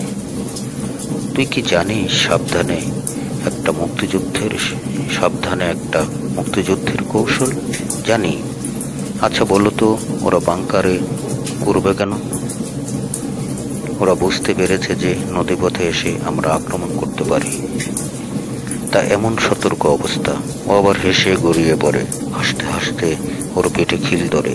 ওর হাসির শব্দে শাহাবুদ্দিন ভয় পায়। মনে হয় ছেলেটা বেশি সাহস করছে। শাহাবুদ্দিন তখনই সিদ্ধান্ত নেয় যে দেশ স্বাধীন হলে ও ছেলেটির একটি ছবি আঁকবে। না, একটি নয়, অনেকগুলো। যুদ্ধরত ছেলেটির নানা ভঙ্গির ছবি। যুদ্ধ? এমন করে হাসিস না রে। তুমি আমাকে হাসতে মানা করো না। তুমি চলে গেলে আমি একাই হাসবো। না, একা একা হাসিস না। তুই আমার সামনে বসে হাসবি। আমি তোর একটি ছবি আঁকবো, সাহসী ছেলের ছবি। তুমি আর এখানে বেশিক্ষণ থেকো না শাহাবুদ্দিন ভাই। শোনো, পরশুদিন সন্ধ্যায় আমি নৌকা নিয়ে তৈরি থাকবো। ক্যাম্পটা যখন মাইনে ফেটে হাউই বাজির মতো ছিটকে উঠবে, তখন আমরা নদীপথে সরে পড়ব। ছেলেটি আবার হেসে উঠে। হাসতে হাসতে বলে, ভারী মজার খেলা। যাই রে জয় বাংলা। এসো শাহাবুদ্দিন ভাই, আবার দেখা হবে। শাহাবুদ্দিন অন্ধকারে মিলিয়ে যায়। ছেলেটি মাচার উপর গালে হাত দিয়ে বসে থাকে। বাকি রাত ওর আর ঘুম আসে না। পরের দিন ক্যাম্পে যাওয়ার পথ ধরে বসে থাকে কখন মাটি কাটার দল আসবে। ও ঘোরাফেরা করে ফড়িং ধরে ঘাসের কচি ডাঁটা চিবোয়, ডোবা থেকে পানি তুলে খায়। কিন্তু সেদিন মাটি কাটার দল আর আসে না। দুপুরের পর রোদ কমে গেলে ও গুটি গুটি পায়ে মিঠুদের বাড়িতে হাজির হয়। রান্নাঘরের বারান্দায় পা গুটিয়ে বসে বলে, খালা, আমার খিদে পেয়েছে, সারাদিন খাইনি। তোকে কত বলি রোজ এসে ভাত খেয়ে যাবি, কেন যে তুই আসিস না? আমার সামনে বসে তোকে ভাত খেতে দেখলে আমার কষ্ট কমে যায়, বুকের শূন্য জায়গাটা ভরে ওঠে, মনে হয় এই বুঝি দেশটা স্বাধীন হলো। ও মৃদু হাসে। মিঠুর মা ওকে শানকি ভরা ভাত দেয়, সঙ্গে বেগুন দিয়ে ট্যাংরা মাছের তরকারি। ওহ, কি মজা, কি আনন্দ! হাপুস হুপুস করে খায়। মিঠুর মা দেখতে পায় ওর চোখে তারার আলোর ফুলকি, বলে, ছন্ন ছাড়া আমার মধুকে তো পাকিস্তানিরা মেরে ফেললো। মিঠু ও বাড়ি ছেড়েছে, মেয়েটা শ্বশুর বাড়িতে থাকে। তোকে পেলে তোর খালো আর আমি দুঃখ বলবো। এখন থেকে তোকে আমি মধু বলে ডাকবো, কেমন? ও একটুক্ষণ পরে চুপ করে থেকে বলে, শুধু মধু না, শহীদ মধু। শহীদ মধু? ও আমার মধুরে, বলে মিঠুর মা কাঁদতে শুরু করে। এ শুধু কান্না নয়, একে বলে গগন বিধারী চিৎকার। যাদের ছেলেরা শহীদ হয়, এ চিৎকার শুধু তাদের বুক ফুটো করে বেরিয়ে আসে, আর কারো কণ্ঠে এমন ধ্বনি উঠাতে পারে না। ওর আর ভাত খাওয়া হয় না। ও থালা নিয়ে উঠে আসে, ঘরের পিছনে এসে ভাতগুলো ছিটিয়ে দেয়। কাকেরা উড়ে আসে, ভাতের দানা তুলে নিতে থাকে ঠোঁটে। ও নিজেকে বলে, কি সুন্দর দৃশ্য! কাকেরা ভাত খেলে শহীদের মায়ের বুক জুড়ায়, দেশ থেকে বর্গি পালায়। শহীদের মায়েরা কাকদের ডানায় ভর করে উড়াল দিতে থাকে স্বাধীনতার খবর হাটে ঘাটে বাটে পৌঁছে দেওয়ার জন্য। ও আবারও বলে, কি সুন্দর দৃশ্য! যখন ও পুকুরের ঘাটে বসে শানকিটা ধুয়ে নেয়, তখন বুঝতে পারে খালার কান্না থেমেছে এবং খালা শাড়ির আঁচল দিয়ে মুখ মুছে নিচ্ছে।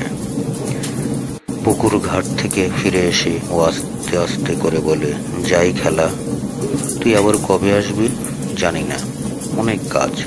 রোজ রোজ এসে ভাতটা তো খেয়ে যেতে পারিস, অনেক কাজ। আচ্ছা। বিড়বিড় করে বলে ও ঘাড় কাত করে। মিঠুর মা জানে না ও আসবে না। ওর বুক ভারী হয়ে ওঠে, চিৎকার করে কাঁদতে থাকে, যেন কিছুক্ষণ আগে মিলিটারি ব্রাশ ফায়ারে নিহত হয়েছে মতো। গুলিতে ঝাঁঝরা হয়ে যাওয়া লাশটা আনা হয়েছে ওর মায়ের সামনে। মায়েরাই তো এমন, বুক উজাড় করে কাঁদে। সে কান্নায় পাখি গাছের ডালে বসে ডাকতে ভুলে যায়। স্তব্ধ হয়ে থাকে ঘাস ফড়িং, নিভে যায় জ্যোৎস্নার আলো। মায়েদের কান্না সইতে পারে না কেউ। ভাবতে ভাবতে ওর চোখ ভিজে ওঠে। পথে দেখা হয় কুন্তির সঙ্গে। ও এক গাদা শাপলা তুলে বাড়ি যাচ্ছে। বুদাকে দেখে চকচক করে ওঠে ও দৃষ্টি। বলে, কতদিন তুমি আমাদের বাড়িতে আসো না বুদা ভাই? সময় পাই না রে, অনেক কাজ। কি এত কাজ? আমাকে দেখতে তোমার ইচ্ছে হয় না? আমার ভীষণ ইচ্ছা হয় তোকে দেখার। কতদিন বাজারে গেলাম, কিন্তু তোমার দেখা পেলাম না। আমার অনেক কাজ রে কুন্তি। কুন্তি শক্ত কণ্ঠে বলে, আমি জানি তোমার অনেক কাজ। আমিও তোমার সঙ্গে যুদ্ধ করব। যুদ্ধ করবি না তো কি? করবই তো। তুমি শুধু বলবে আমাকে কি করতে হবে। চলো বাবা মায়ের কবরটা দেখে আসি। চলো। তুমি তো জানো না যে আমি চাচা চাচির কবর পরিষ্কার করে রাখি, ঘাস সাফ করি, শুকনো পাতা উঠিয়ে ফেলে দিই। আমি প্রতিটি কবরের মাথায় একটি করে গাছ লাগিয়েছি। তুই এত কিছু করিস কুন্তি? করি তো। কেন করিস? তুমি তাহলে খুশি থাকবে এই জন্য? কুন্তির দু চোখ ঝিলিক। বুধা ওর হাত জড়িয়ে ধরে, তারপর ওর হাত ধরে বাবা মায়ের কবরের কাছে আসে। দেখতে পায় কুন্তি আকন্দ, ভাটফুল, থুতরা এসব গাছ লাগিয়েছে কবরের মাথায়। কি সুন্দর দেখাচ্ছে কবরগুলো। ও মায়ের কবরের সামনে এসে বলে, মা, তুমি আমাকে দোয়া করো। তোমার ছেলের মাথায় অনেক কাজ, সামনে অনেক কাজ করতে হবে। যদি তোমার সঙ্গে এখানে বসে আর কথা বলতে না পারি। কুন্তি গলা উঁচু করে বলে, এসব কি কথা বলছো বুধা ভাই? তুমি কোথায় যাবে? যাব না, যেতে পারি। কোথায়? আকাশে। আকাশে কেন? যদি ওই সৈনিকগুলো আমাকে মেরে ফেলে, যদি ওদের গুলিতে আমার বুক ফুটো হয়ে যায়। উফ আল্লাহ রে! কুন্তি চিৎকার করে কাঁদতে শুরু করে। কাঁদিস না, থাম। আমি তো জানি তুই ছাড়া আমার আর আপন কেউ নাই। তুই কাঁদলে আমার খুব কষ্ট হয়। কুন্তি কান্না থামিয়ে অবাক হয়ে বলে, ছাই হয়। বুধা ওর মাথায় চাটি মেরে আবার বাবার কবরের সামনে গিয়ে দাঁড়ায়। বলে, তোমার ছেলে যেন তার আনন্দের দিনগুলো ফিরে পায় বাবা, যেন যুদ্ধ করে দেশ স্বাধীন করতে পারে। বাবা, তুমি আমাকে দোয়া করো যেন সাহস না হারাই। হঠাৎ করে ঠুকরে কেঁদে ওঠে বুধা। অবাক হয় কুন্তি, ওকে কখনো কাঁদতে দেখেনি। আজ কি হলো? বোধার কান্না থামলে কুন্তি চোখ গরম করে বলে, তুমি যুদ্ধ করতে ভয় পাচ্ছ? কাঁদছো কেন? বোধা লজ্জা পেয়ে চুপ করে থাকে। কুন্তি তীব্র ভাষায় বলে, মরণের কথা মনে করলে যুদ্ধ করা যায় না। যুদ্ধ করলে মরতে তো হবেই। কুন্তি, তুই একটা ভালো মেয়ে। এই যে শাপলা তুলে এনেছিস কেন জানো? খিদে হাত থেকে বাঁচার জন্য। খিদে না মরণ। যুদ্ধ ছাড়াও মরণ থাকে। ছেলেটি অবাক হয়। কুন্তির আজ হলো কি? কুন্তি যেন ধাম করে বড় হয়ে গেল। এক রাতে বড় হওয়ার মতো জাদুকর খেলা। যাই বাড়িতে, মাকে এগুলো দিলে মা রাঁধবে, তবেই না আমাদের খাওয়া হবে। তুমি অনেকদিন আমাদের বাড়িতে যাওনি, আজ চলো। হ্যাঁ চল, চাচিকে দেখে আসি। ও কুন্তির হাত ধরে হাঁটতে থাকে। পরদিনও দেখতে পায় মাটি কাটার দল ছুরি আর কোদাল নিয়ে ক্যাম্পের দিকে যাচ্ছে। ও এক দৌড়ে ওদের সামনে গিয়ে দাঁড়ায়।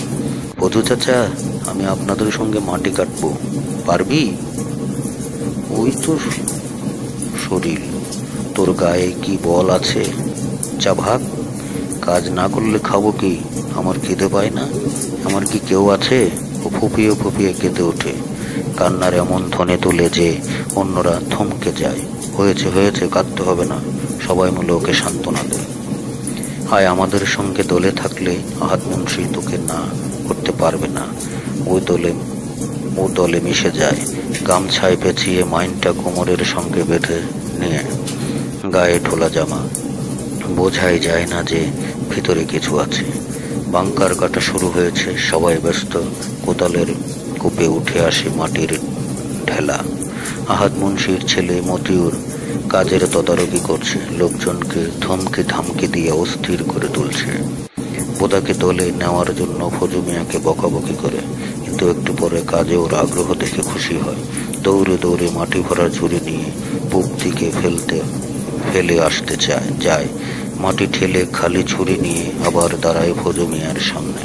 ওর সামনে চটপটে কাজের ভঙ্গি দেখে মতিউর মনে মনে প্রশংসা না করে পারে না। ভাবে, বাবা মা মরে গিয়ে ছেলেটা বকে গেছে, নইলে একটা কিছু হতে পারত। দুপুর পর্যন্ত কাজের অগ্রগতি দেখে ও খুশি মনে ভাত খেতে পারে যায়। বিকেলের মধ্যে ব্যাংকারের কাজ শেষ। সবাই খুশি, সন্ধ্যার আগে বাড়ি ফিরতে পারবে। ফজু মিয়া মুখ হাত দিয়ে গামছা দিয়ে মুছতে মুছতে ভাবে, যা দিনকাল পড়েছে, সন্ধ্যার পর বাইরে কি থাকা যায়? ঠুস করে একটা গুলি এসে যে বুক ফুটো করে দেবে। এই শুয়োরের বাচ্চারা তো পাখির মতো মানুষ মারে। সেই মুহূর্তে ছেলেটি ফজলু মিয়াকে বলে, চাচা, আমি একবার ভেতরটা দেখে আসি, বাংকার কেমন, এ তো আর এই জীবনে দেখা হবে না। যাবি তো যা, ভেতরে ঢুকে দেখে আয়।